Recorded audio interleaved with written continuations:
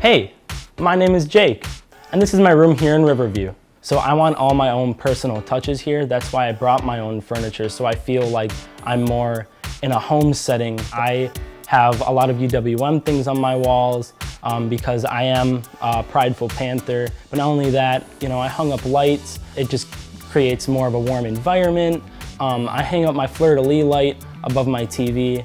That's because I am a Boy Scout, so it always kind of gives me a reminder of who I was and who I strive to be in the future. I have baskets that I have all my papers in to sort out cleaning supplies, and I even have organizers in my closet. So this room actually came with a pretty nice sized fridge with a microwave on top of it, which is good because I love popcorn.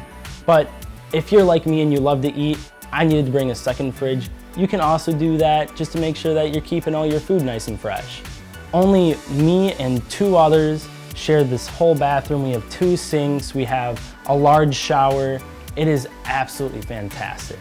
I think when it comes to the residence halls, RiverView is one of the best places to end up as an upperclassman. Thanks for checking out my room. I hope you guys enjoyed it. I sure did.